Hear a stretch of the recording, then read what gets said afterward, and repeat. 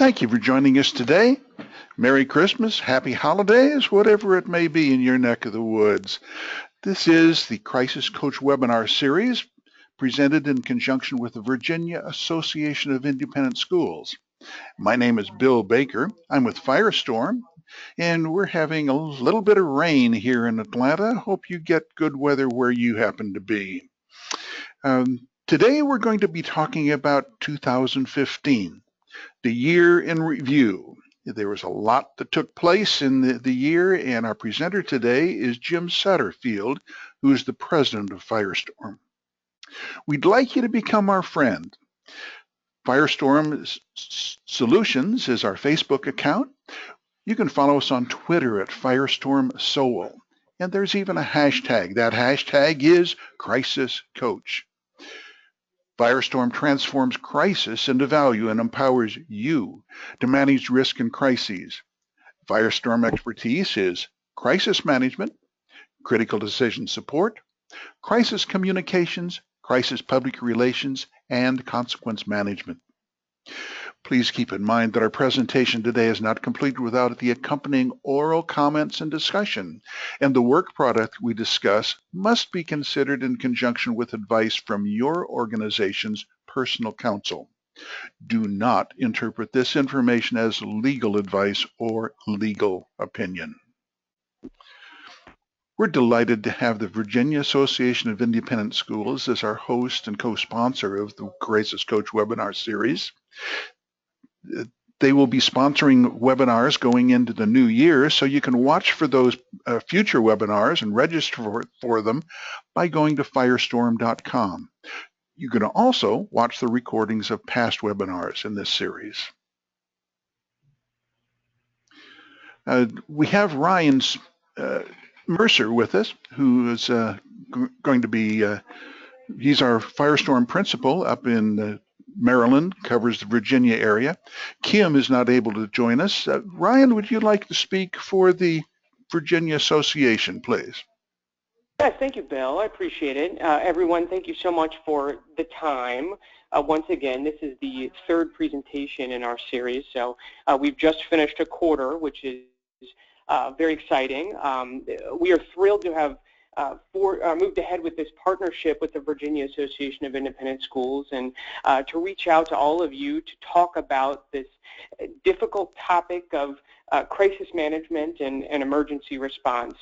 We would like to be your crisis coach as things come up in your own school and in your own business, and we're excited to be spreading the message with you. I'll be reaching out to everyone on the call individually to see what you thought of the program and presentation and to answer any questions that you might have, and then at that point we can also discuss some other opportunities that the Virginia Association of Independent School has graciously underwritten on your behalf. So we're excited. Thanks, Ryan. Jim Satterfield here. We're glad to have you on today, and Kim's out working on another project this morning with the Virginia Association, and we certainly appreciate all that she does and helps in those areas and working with the schools and in the marketplace. Our goal today is to talk about critical decision support and what we need to look for with the lessons that are learned. And I think it also carries us forward into focusing on, do you know where to start when you think about looking at the year and looking at what you see happening next year and the exposures that we're faced. And we're going to touch about a lot of the issues that have been in the news that you've been following and some of the concerns that are raised by the students and parents around you. And so as we look forward to that today, we want you to be able to start to predict what will happen next within your school or your business. So to be able to predict that, looking back at what occurred this year is a good sign to understand those. We've selected 10 lessons learned that we're going to go through today and give you some examples of those and some facts and numbers, but more importantly, ask you some questions for you to think about as you do your planning for next year. So crises are more common than you think. There was a study that was done by Dawson Associates. They're up in New York State, and they looked first primarily at businesses. And I know we've got a lot of schools on today, and I know at least one or two businesses that are also joining us. as we found. And look at that statistic, that 64% of those businesses had to call 911 during the year. That surprised me when I saw that survey and those numbers. Those were higher than I would have expected. And then look, some of those had to call multiple times, and in fact, 2 called over 100 times each.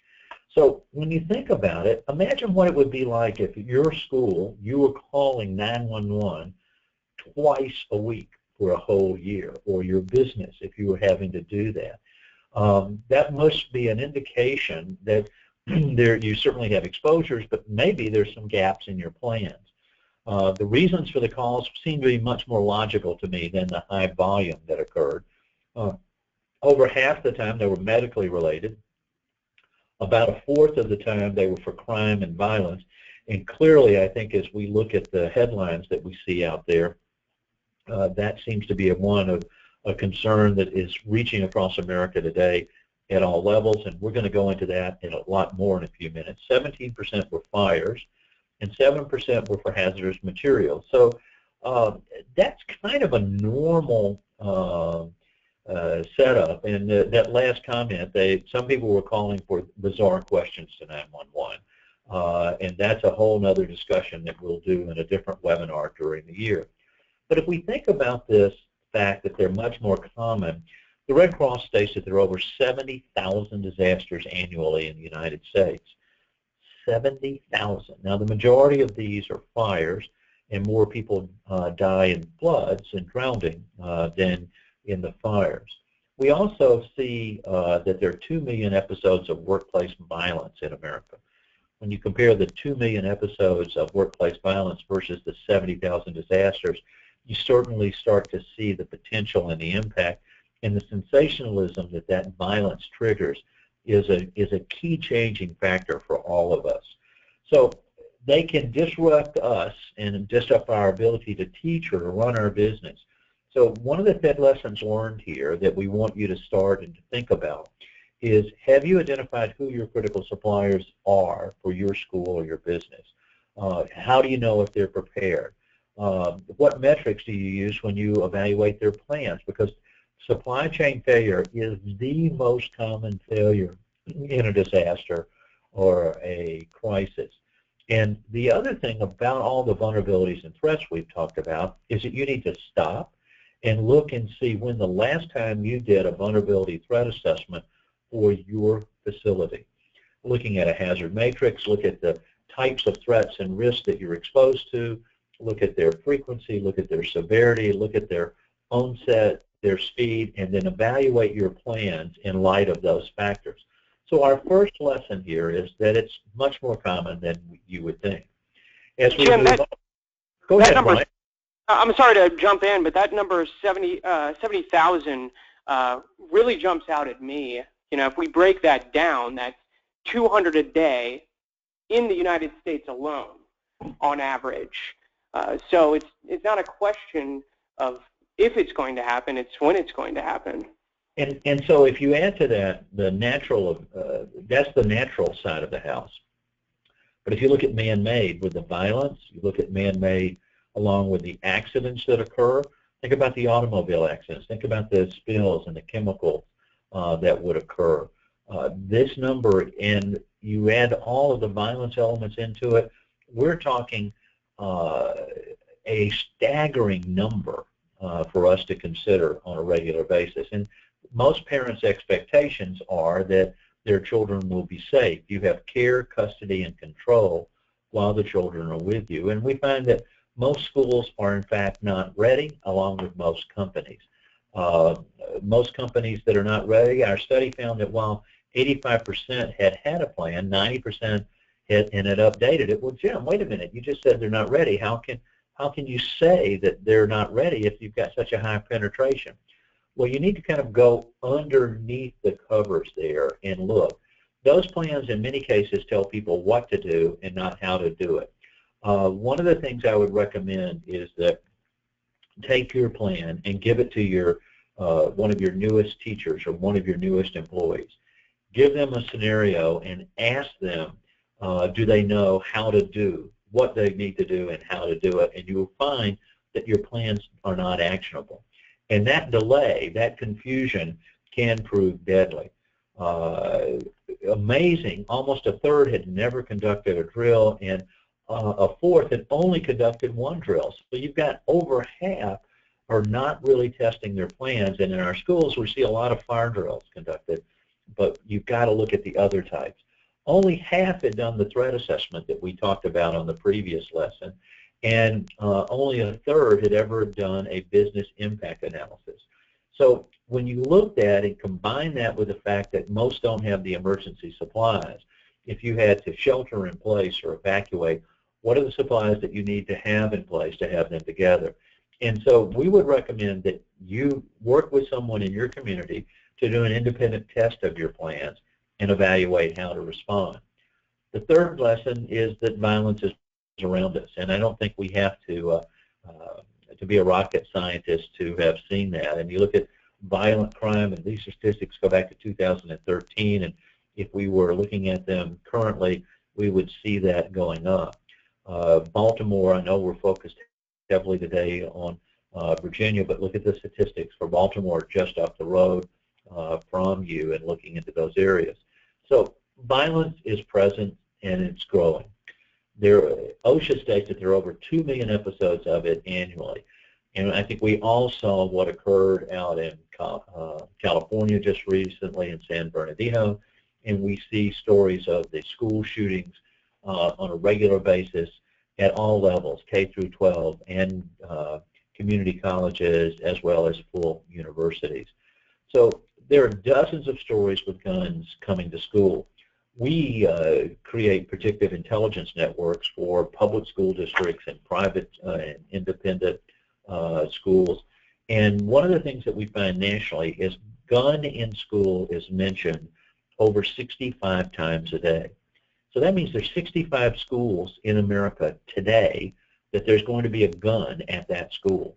And we'll see postings and pictures of it, and fortunately the majority of the times there's not an active shooting episode associated with it. But with that potential, it's so common that we need to find what we're doing and how we're going to be prepared in each of those areas.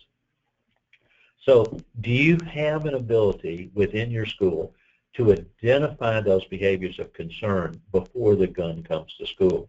A behavioral risk threat assessment program will allow you to do that. They're indicators, they're warning signs, and every teacher and everyone in your school needs to be aware of it, and there needs to be a system for that reporting to come in. Because if we can intervene before the gun comes to school, the probability that we're going to have a positive outcome goes up exponentially. So civil unrest is alive and well, and unfortunately the type of picture that you're seeing on your screen is not uncommon. It is more common than you would expect. So as we think about these areas, it's an issue across America. And you can talk about Ferguson or Chicago or Baltimore. The Black Lives Matter issue, we heard years ago about the Occupy Wall Street.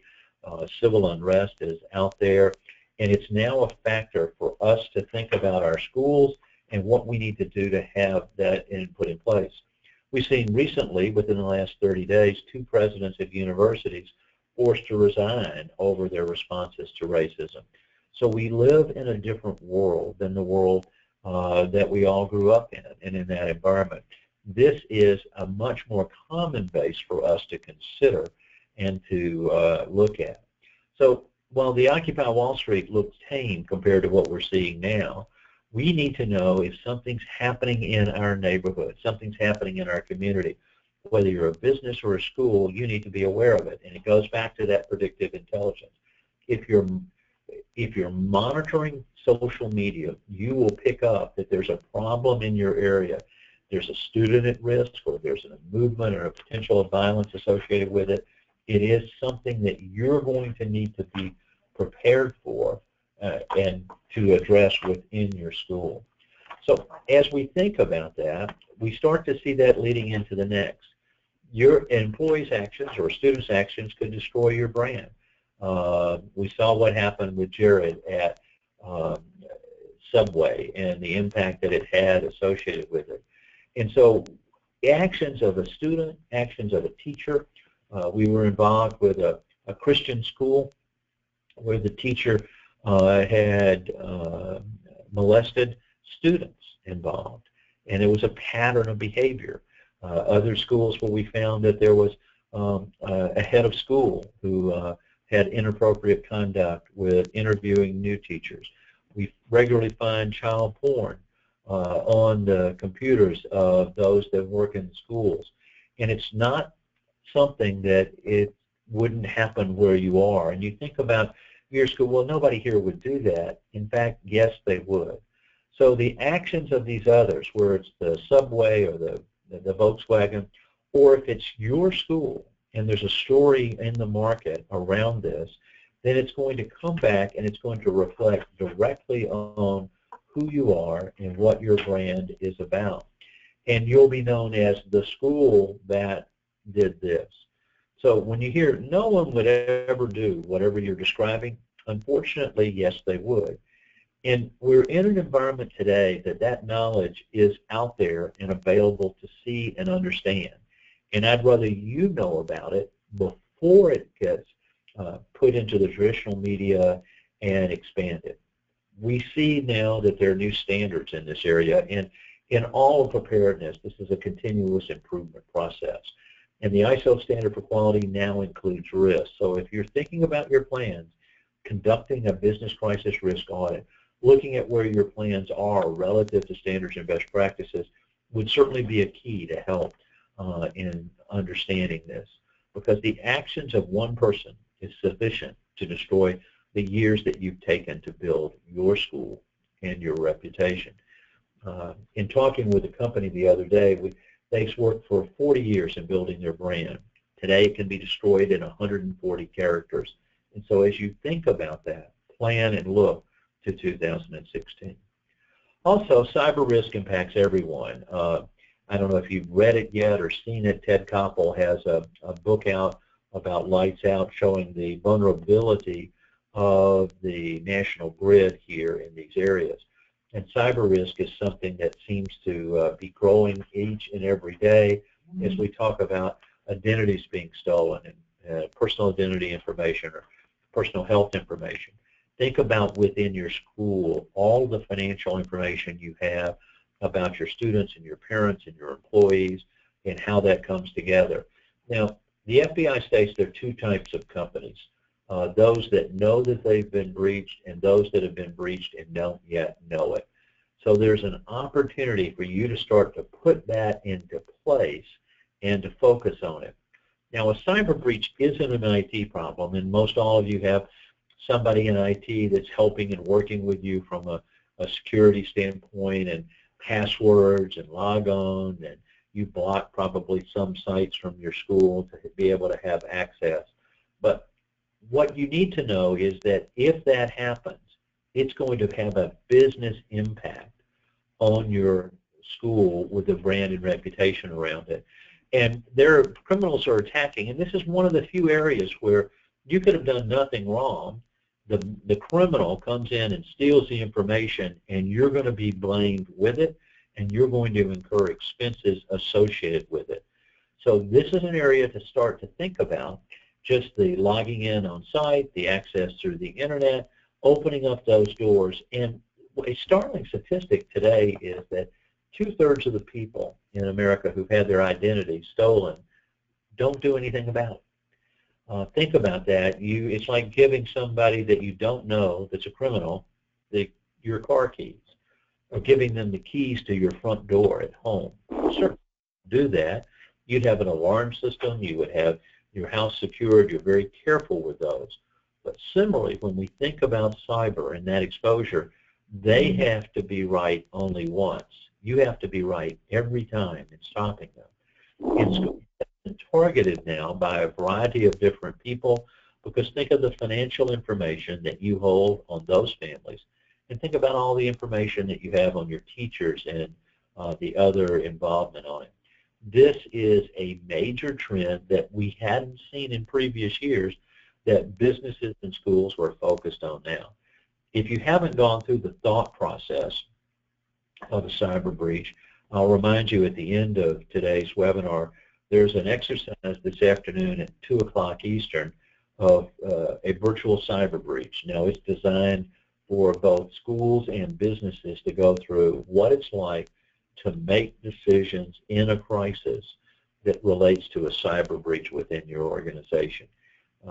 I would encourage you, as you think about 2016, this is a new, rapidly growing exposure area that would be very helpful for you to plan.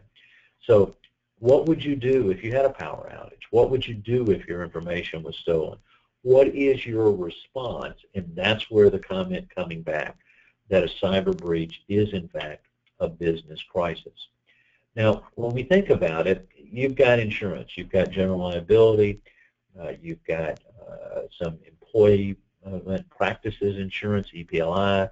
You have some property insurance because there's a lot of exposures. And so where most of you in your job aren't thinking about insurance as a daily part of how this fits together, it is a portion that your team, if you're working on your plans in your school or your business, to see how does our insurance help us in this situation? Does it make it whole? Do we have a gap? What's the element on it? So insurance remains a key part of the coverages that in the solutions to any of the disasters and crises. Insurance is, in essence, a risk transfer process from only a financial perspective. In other words, the objective of the insurance is to try to make you whole after you've had this terrible event that's occurred. But if you've had a shooting at your school, it's not going to be the same as usual. It will not be business as usual at your school. It's going to be business as unusual.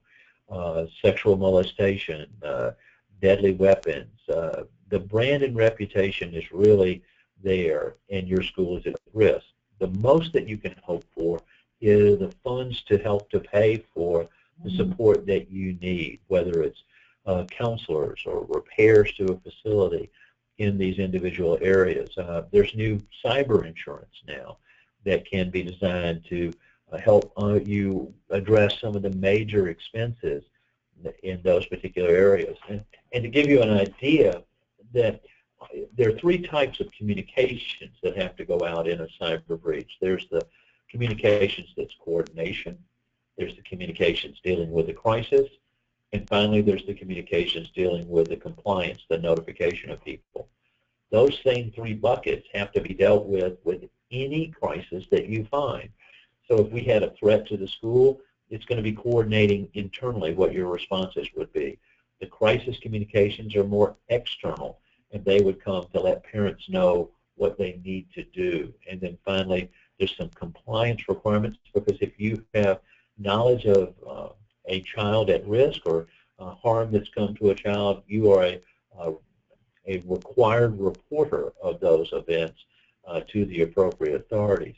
So insurance remains a part of the solution. We don't talk about it often in our webinar series as we're sharing information, but I think we'd be remiss if we didn't say you need to stop and look at, when you do that vulnerability and hazard matrix, when you do that analysis, what role does insurance play on each of those, and particularly the ones that you have identified that are high potential impacts that would help you in those areas. So what I would do is, as you think of your tabletops and your exercises, look at your exercise that you've written.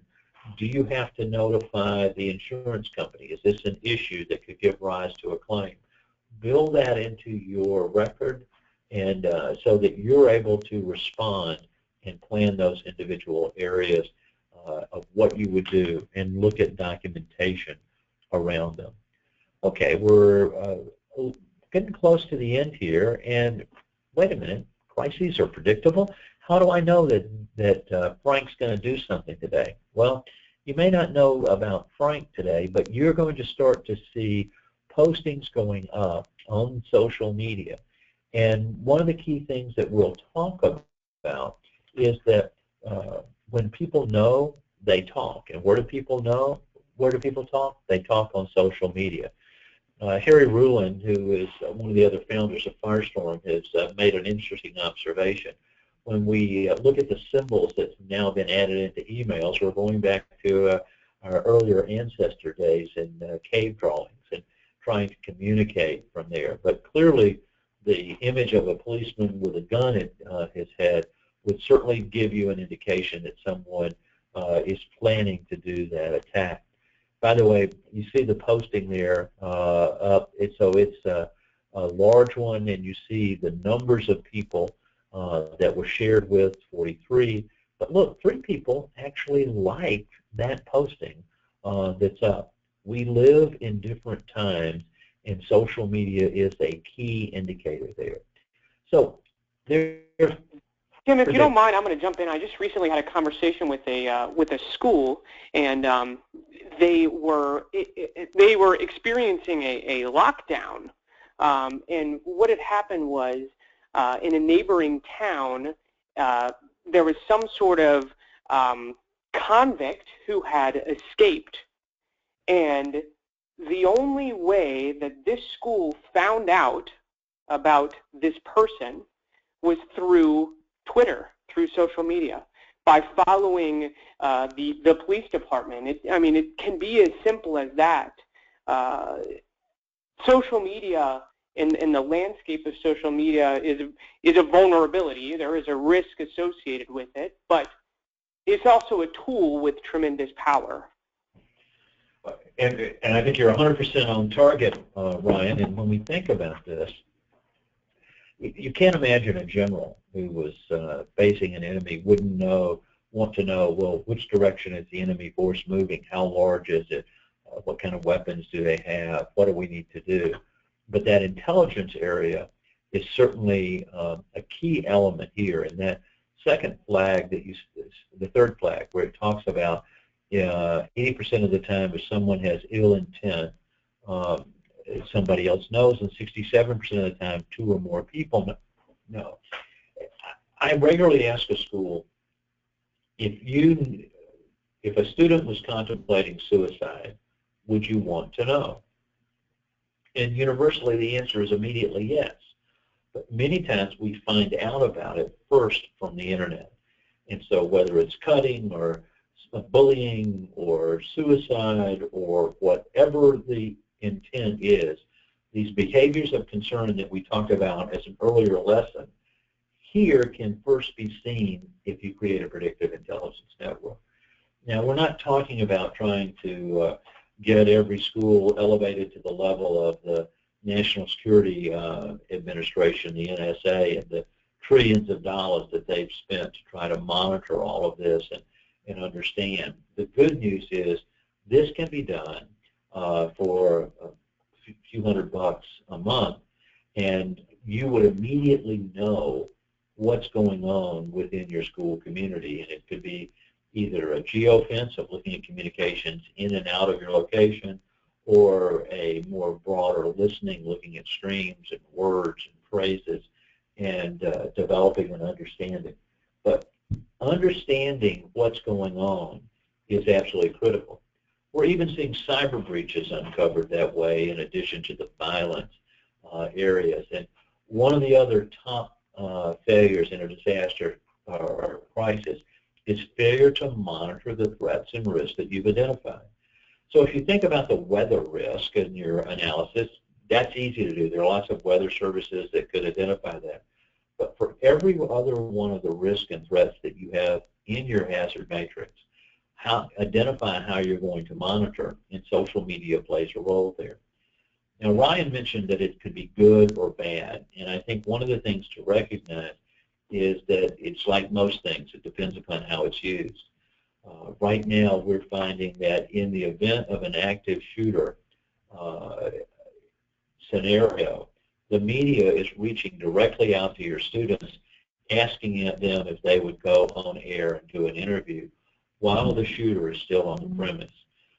We also have found that a lot of joking going on among our students, which wouldn't be a surprise to any of us. We're talking about the lockdown or the lockout that's going on and sharing information about it, and that is a problem because they think it's funny. They think it's a game, and clearly this is an area of exposure. So I would challenge everybody on the phone today to figure out, how do you monitor your identified risk?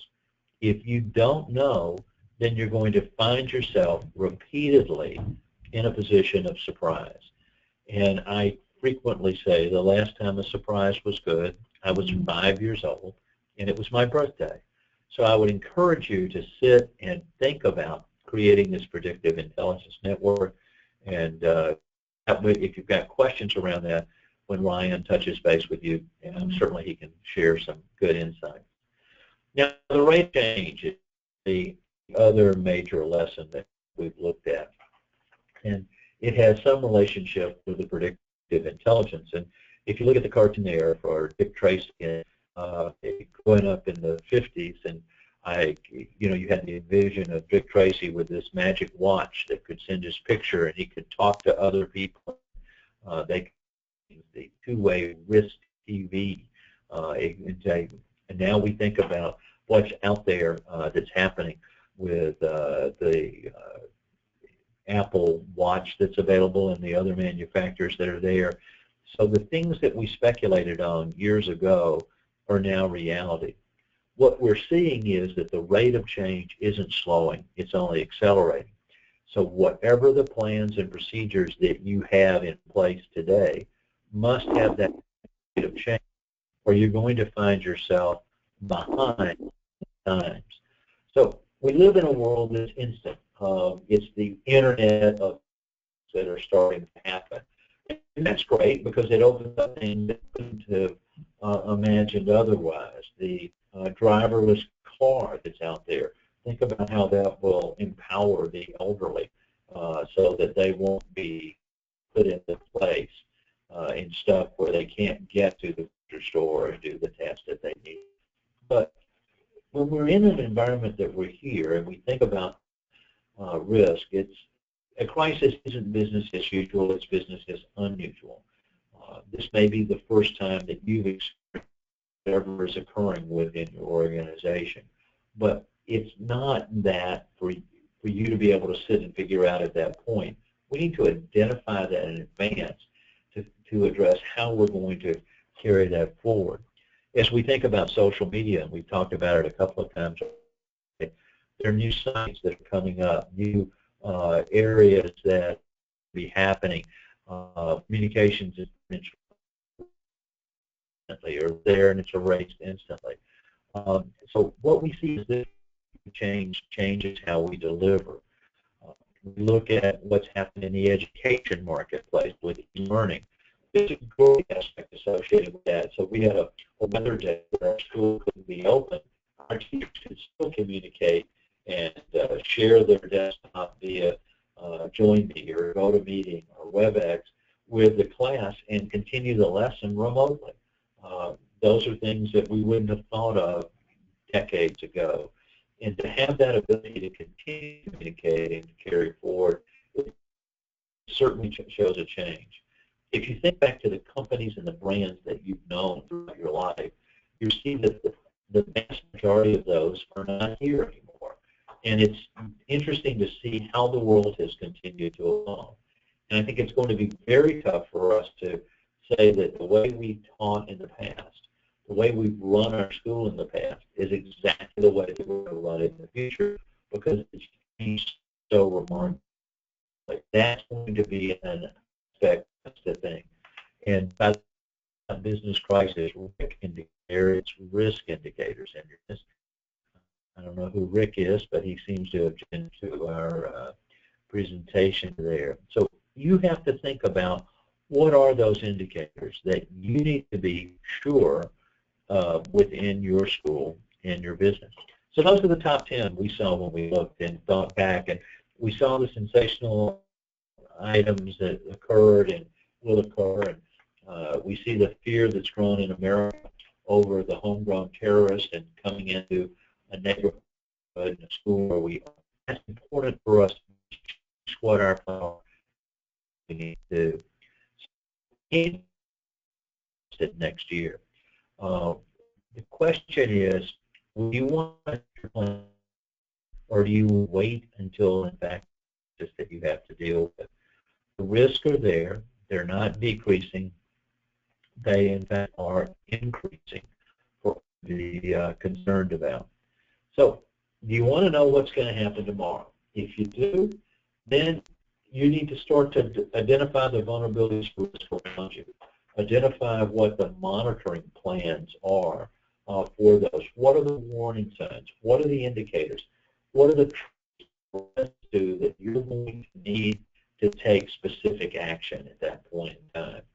Because you really can't afford not to know. There are opportunities for you that you can do, and obviously the monthly webinar series we're talking about, we started this year with the Virginia Association of Independent Schools. It will continue in 2016. So every month there'll be another training opportunity that you can participate in. If that cyber exposure is a concern for you, and you want to participate this afternoon, you can go to the Firestorm website. It will be at 2 p.m. Eastern, and you can participate. It's a 90-minute tabletop exercise done virtually around cyber breach, and it relates to businesses and schools. Also in February, we won't give you the exact date in today's webinar, but we'll be sending that out shortly. We're going to do an active shooter virtual exercise. We're actually going to do one designed for schools and a separate exercise designed for businesses. And we'll have alternative dates for those so that you have two chances to get your team together. That is obviously in the minds of everyone given the events that we've been seeing. And so we think that part of our commitment for our 10th anniversary, it's hard to believe that Firestorm has been doing this for 10 years, is to provide those exercises to help you identify them before those events and do that at no cost. I think the key emphasis here is not only what you do when there's an active shooter on the premise, but what do you do beforehand? What are the indicators that you should think about to be aware of and respond to identify those behaviors of concern? We'll talk about that in the exercise. Not only the standard protocol, lockdown, lockout, shelter in place and evacuate, but then the consequence management. What are you going to need to do, the reunifications plans, the communications and messages of the crises that you'll face, and we hope that no school has to face that, and then this will be one of the more disturbing ones. And Firestorm brings the experience of having worked with many of the major events that you've seen in the media, starting with the shootings at Virginia Tech now over 8 years ago. So we're going to do that in February. You'll get the dates. I would strongly encourage you to have your team sitting around the table and experiencing it. You should learn how to align your plans to best practices. The Virginia Association has provided that you can have an assessment of your plans at no cost. That's a $2,500 value, and Ryan can certainly help there. The other thing is to think about is how are your plans available to your people? Historically, we've had binders on shelves. You want to be able to break that down into a simple flip book or a form, or having it on a smartphone or a device. Everybody is no more than 3 feet away from their phone, and so having that phone and having an instant access tool makes a difference. And then if you need training or help, schedule a crisis coach training involvement. So we've covered a lot of ground. There will also be just as we did on the other lessons, there will be a brief on this. This one still talks about your crisis manager's first crisis, and but you would download the one from today's webinar. Our thanks to the Virginia Association of Independent Schools for underwriting this webinar series. Ryan, before we wrap up, do you want to make any additional comments? Jim, I just want to reinforce that the fact that the Virginia Association of Independent Schools has also underwritten the opportunity for those schools experiencing a crisis to get on the phone with Firestorm to discuss the decision-making process. We are offering this consultation, this hour-long consultation, free of charge to Virginia Association members. So again, if something is happening at your school, we encourage you to get on the phone with us. And yeah, those first decisions, what do you say and what do you do, become very critical. And many times we'll go and define that outcome in that direction. And so it's part of all of our commitments to help. I look forward to getting to meet and know many of you. I hope that I don't have to interface with you in those situations. Unfortunately, we find that increasingly the case as we look across the country. So if you've got questions about today, you can go to firestorm.com and fill out a contact form, and we'll get back to you. By the way, there's a great deal of information, as Bill talked about earlier, recordings for other webinars and training that we've been done, and other briefs and white papers that you can have immediate access to. If you want to send us an email directly, go to webinars@firestorm.com, drop us an email, and we will get back in touch with you. And we are going to try to reach out to everyone on today's call to see what questions you've got. And lastly, jot down that number, 800-321-2219. If you find yourself in a crisis, if you just have a question and you want an answer, pick up the phone and give us a call. We'll be here. I wish you every celebration that the coming days bring, and I hope that it's important that it's a success to you, your family, and your school. This time of year, as we wrap up thinking about a year has passed and look forward to the hope and the possibilities of the year to come, challenge us all. And I would ask you, are you ready? How do you know? And are you sure? Because that's the questions that the parents are asking you about your school. And the difference between a disaster or just simply a disruption is your plan. So having updated your plan, aligned it to standards and best practices, thought about all the things that we've been talking about, all these lessons from 2015 today, instead of after they've occurred, will make a difference. Have a great day, everyone. Thanks a lot, and we look forward to talking to you next year. Goodbye.